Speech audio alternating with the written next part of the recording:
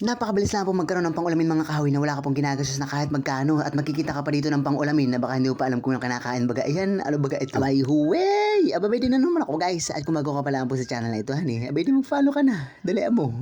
At mula nga po sa bahay ng Infanta mga kahoy, abay, babayahe nga po kami ng napakalayo na kay 753,000 kilometers. Oh, ibang bansa. At dahil nga po medyo malayo-layo mga kahoy ang aming dadayuhin, honey, abay, magang-maga pa nga lang po nagbiyahe na kami kahit medyo mainit na. May maga-bagang mainit. At ang lugar nga pong plano naming dayuhin mga kahoy ay sa Kapalo nga po na kayo po ang biyahe mga kahoy ay 6 na oras kapag maglalakad ka, honey. Pero pag nakamotor ay ng mga 30 minutes lang.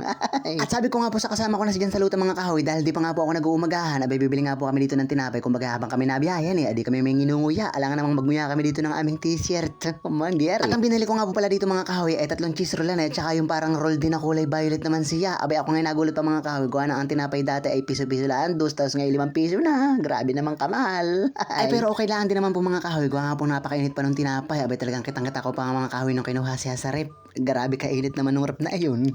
At dahil mabilis magpatakbo si Jan Saluta mga kahoy, honey, abay maya-maya nga lang po narito na kami sa Kapalong. Abay ko baga naman mga kahoy kapag naliko ay nasa ang aming noo. Grabe pamprino nga yun. Dating po namin mga kahoy sa tabing dagat, aming pamimiwasan na abay may nauna nga po sa amin dito namimiwas na, kaya po kami nag-setup kagad dito ng aming gagamitin para kami matabog na namin yung pinamimiwasan niya, para kami naman. Grabe ka naman. At ang setup po na gagamitin ko ngayon mga kahoy ay lure po na tinatawag po naming multong hipon at saka ultralight at saka Shimano Shena na reel. Abay talaga namang quality na din. At pasensya na nga po pala kayo mga kahoy dahil may pakita ko lang po dito yung mismong nahuli na kagaya po na ito ang tinatawag naming isdang butiki na talaga namang napakalaki. Sinlaki ng lurman din. Grabe namang butiki ka. Dumating nga po pala kami dito mga kahoy ay saktong hibas na hibas po, kaya po sa tingin po talaga namin magkakaigi kami dito. Sa aming paglalaki nga mga kahoy dahil wala masyadong sibad, nakakita pa nga po ako dito ng stick. Abay talagang libangan ko ng kabataan ko pa ito. Abada kadaba, patay kang bato ka. At maya nga lang po ng kaunti mga kahoy sa mga oras na ito po ay yung aking kasamang si Jan Saluta abay tinatamad na nga po dahil yung hinahagis na namin napakaraming kula po. Ang kula po mga kahoy yung mga parang damo-damo baga sa tabing dagat na talaga namang sasangit yung lure mo kapag marami na yun, kaya siya tinatamad na, huwag ka naman tamadin. At akala ko nga po nakakuha na ako dito ng pang-iho mga kahoy pero pamain pala ito. Abay umang pala siya. Grabe ka nang babasagin kita tiki aking papain. Wag naman.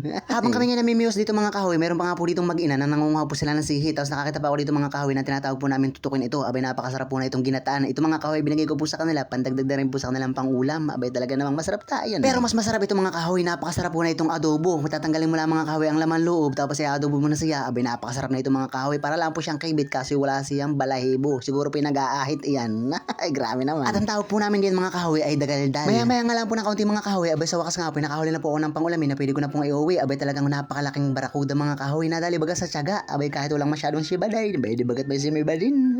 At ang ginamit ko nga po pala ditong pamain mga kahoy ay J-Game. Pure na puti po lang siya mga kahoy, tapos pinalubog ko lang siya sa parting malalim tapos dahan-dahan na retrieve, di bagat tinabol ng barakuda. Ay huli ka ngayon. Matapos ko nga po makahuli ng barakuda mga kahoy, nga po abay sa tinagal-tagal namin nagagis dito, abay talagang wala nang nasibad mga kahoy, kaya nga po kami nagkakita ng umuwi at nakay parang ulan pati. Abay mabasa na ako, wag lang ang aking cellphone. Abay talaga naman. At ang huli ko nga po pala ngayong araw mga kahoy ay isang barakuda at saka 2 butiki. Bali pinakuha lang ko po yung 2 butiki mga kahoy. Yung isa pa nga mga kahoy ay sinambut ng kasag. Bayan tuloy imbis na makawala siya ay kinain pati ng kasag. Kaawa naman. At dahil wala nga po pala kami dalang tubig mga kahoy, abay dito na lang po kami nakainom sa tubig na nanggagaling pa sa bundok. Abay talagang freshman din. At ang barakuda mga kahoy, abay tina't isinig ang kuna. Abay talagang napakasarap ng sabaw na yung mga kahoy. Talagang sariwang sariwa. Kung magahangan dito na lang po muli mga kahoy. Maraming salamat sa iyo walang sawang support at panonood. Ay huwey!